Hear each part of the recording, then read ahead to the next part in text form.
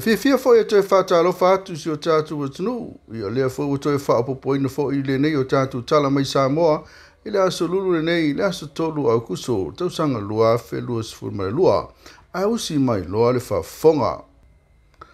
O le tātou Tala mua. Ua whaaleo langona le fia o le au whai tāwale, le au whai pampensini. Ina ua tāpuni e umala atua unanga i le tālu sifuri lua i le pō le aso tonai. O le aso sā i le ise pamusa talaina ai, ma e iei nisi o whale tāwale lau pāsese, sa a fia i le tūlanga, wale lava tāwale e whaatino ina le ngaruenga i le aso sā. Ona wale lava penisini ma kiso o tāwale, ona e le ise pamuna tala. O le tūlanga o whaleo e atu ngalo o tangata whai tāwale, ona o le lefe tau i le tūlanga o whaia i lātou, o lo whaia le au nanga. Ona o le swau, o le ala tō whaatawina mai le si tanga fau, sa lātou whaatawina mai i le tau tuai. Ma ua tarusanga ina ai, ele atunu o le malo, na ia tanga i stulanga, e mwhai ono tau fia i lea whainga, ono lea fia i o i lātou. Po i tai o leo whailua mai o le nesi tianga fau, na sala lau lunga o le Facebook, ai le i o i a Aukuso. Le mafua anga leo tula e mai aile tulanga. Ono bai loa i lau whai pisinisi pampensini, ma tapunia i loa. O le tau fau mo le masina nei, o le pensini, e whata la tō su ono sene i le lita, kiso, whata la ono suiva sene i le lita. Marakala sini e whata la lusu wha sene i le lita. E pe ono sila fia. O mai ono sa noa la fionga le tamai tai minsta o tupe mulipora na rosa ale molio. O le teimi nei to i titi umarakon karate ale kampani o lo ngafa ma le whasua ino la tu suau. O na nga ilo leo le malo e to e sa ili nisi awala. Ine ma whai ono fo ia il whafi tauli o le alu lunga o le tau o le suau. O nisi o tātou Tala, e awhela o whai o tangata o lo mana o mia mō ngā ruenga i tono whale i Amerika Samoa. Pei tai o le whela inga Samoa e lua e pei o na whai e rewa yaso na te nei Amerika Samoa. O le ua whai loa i le whionga le tamai tai pāle mia fia mena o mata awha. I se whatano anga ma le government of Samoa. E lea na ngā ruenga i whale ia. A ei, ala ua Tala fo i mawanoa i nisi o ngā ruenga e pei o na ia ngā ruenga whaawai taimini usila ma Austrania i le taiminei. E le ngā te lea ai o awanoa mo tātou pisinisi, e mwhai ona whaawai ala tātou pisinisi American Samoa. Po e niso company Samoa wa mata whaawai ala tātou pisinisi American Samoa i terminei, pe tai ele o lava. Le masina fau o le ato e usui a whanutanga malo e lua, ma o le atari malo e le tātou o tunu. O tātou Tala mai lo fisa o leo leo, o lo iei maso salonga komisina o leo leo, matanga ringa. I le tele o mea tō tino mwhai ona maua mai o sa whainga leo leo. E awhia i mai o sa whainga sa whai e whato i arwa yaso na tea nei. E leo ni mea tō tino nanga o ia, o mea tō tino o whafisu iai, ma le whata wino la au whasaina po le marijuana. Sa onora komisina o leo leo au pa au longa i tino Filipo, o sa whainga leo sa whai au, roma wai niso mea tō tino taunga tā, pe tai o niso la tō, e re whainga luenga, ai o mai tau wina tele o ni se leni e maua mai ai, mai le i lopo whesa wai. O lo masalo mia o lo whata wina e ala i le whafisu iai e pe o na maua ai nei. E ui o lea o le lei ona leo ino tātou tua oi whaavao malo, pe tai o lo mai tau wina lo a nga i lawa i lunga le mau o la au whaasa ino le isa. E lo i eistu langa i whai ona wha mauni ai la au whaasa ino le isa, wanga o si e Samoa. Pe tai o lo e masa soronga, o lo sao mai le tātou pora, ia le aisa. Sau noa foi au apa au, o lo ave whaalau i loa i la lao le matanga ruenga o lo i tua. Ina ia sa iri ne awala ia fio anga tai tasi.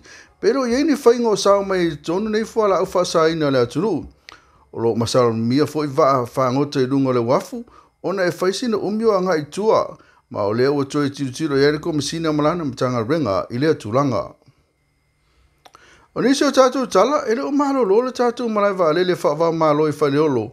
Talo wana tu Tala tātou tua oi whaavao malo i lea sumo mua Aukuso. Le aso nafi ne mol mawina ali tō tele o niso turisi, sam whaino taunu mai tonu o le atunu. O tangata lava o si o tātou o tunu. O le whatu ato e asia ainga, talo mai ono tapu ni ala langi atoa. Mol mawina i lunga o Facebook i whanau o le atunu, o lo ini usila, le wha lio le ato fia fia. O na ole au mai i Samoa. Mo le mawina malai wa lele ini usila. O lo whai ei whawhiwhianga wha Samoa. E whawhiloa ei fwoi. Nei o tātu tangata Samoa. O lo malanga atu ini usila. Whapena fwoi Samoa nei malai wa lele i whale olo. Peo ni mo le mawina i le asu mo Aukuso. Samoa i taunu umai ei tātou tu risi Samoa. E tu samale se lau fitu sifuru malaiva. O le whaletare malo le tau mesina ma le whaletare malo le tānoa. O whaletare malo sa wha mautu wai tātou malo. O tō tele o nisi o whaletare malo whato atau nuk mai ana tu risi i le whai unga le māsina nei. Anga ia tu le amatango le māsina fau.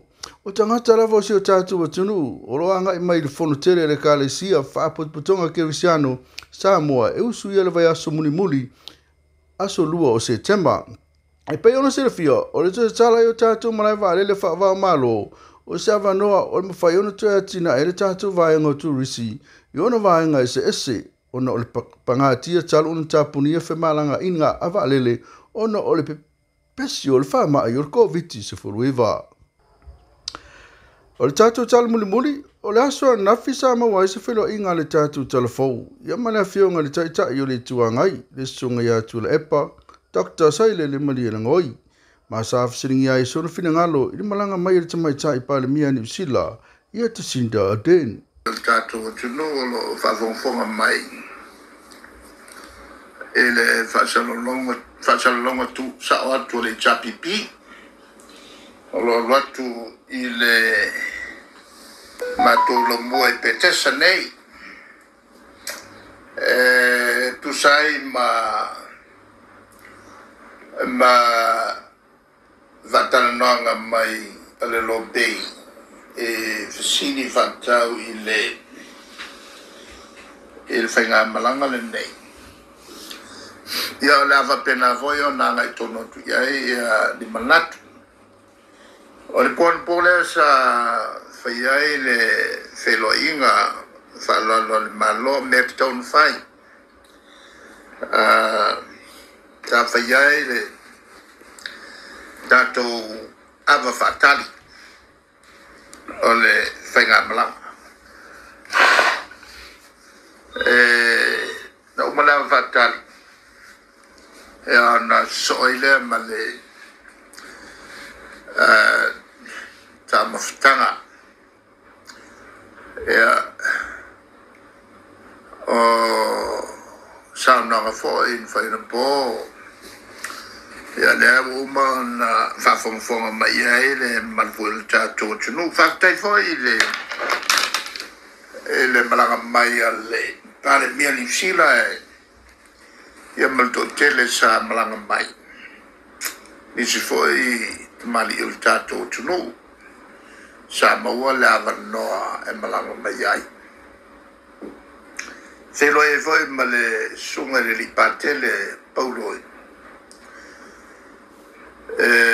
O ngalue klaistete.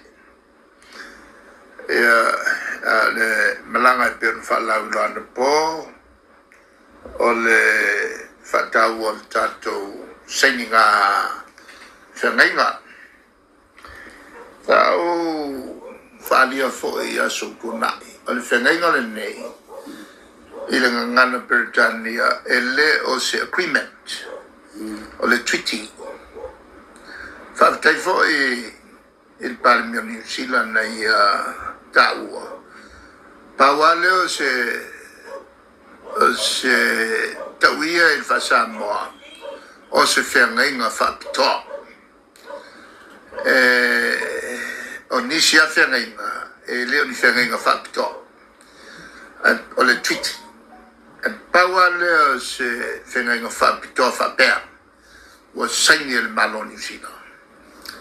E le close tele, la valalata, o le whainga war New Zealand ma Samoa.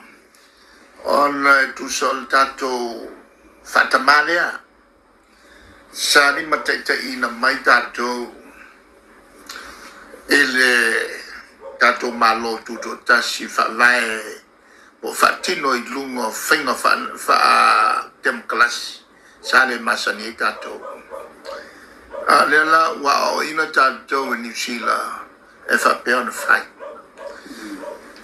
ele o se whenenga na fai fa paole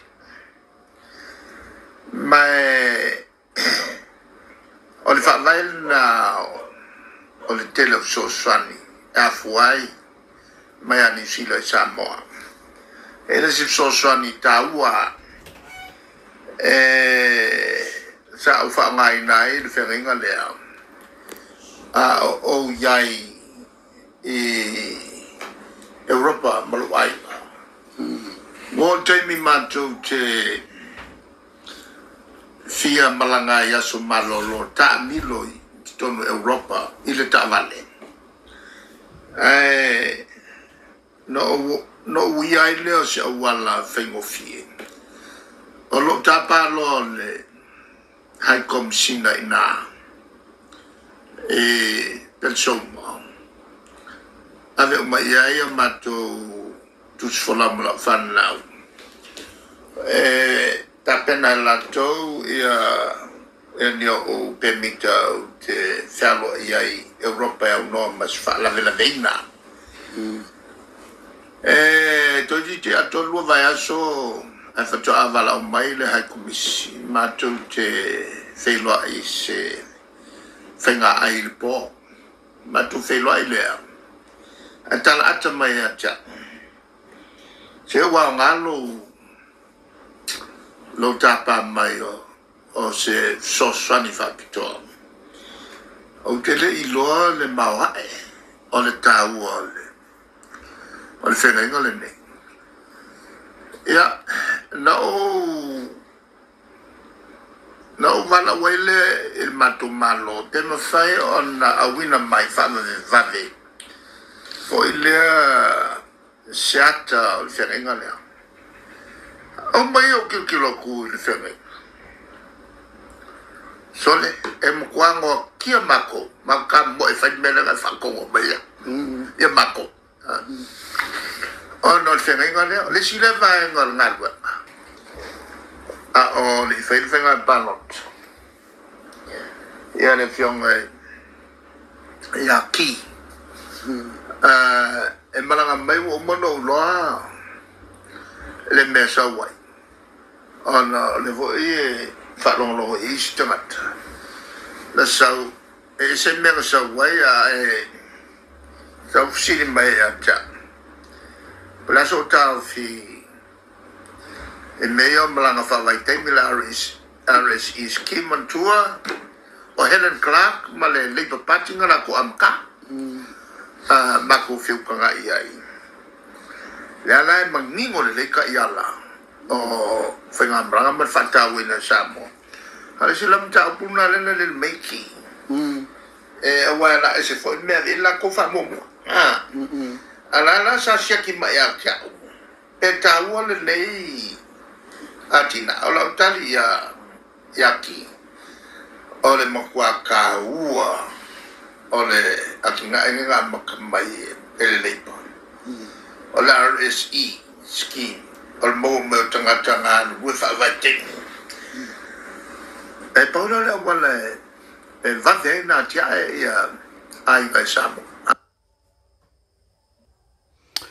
Ia o se fina ngalo na te tai o li tuangai tu sai manifero inga i le aso ana nafi. Ma le whai unga fwere nao tātu tarafou mai nei Samoa. Te wheloa i le aso a tai au, pe apure lofa le atua au li atu lo soifua ma se ola vai vai. Mai le sui o Loabay Samoa, manuia tele le nei aso, to wha soifua.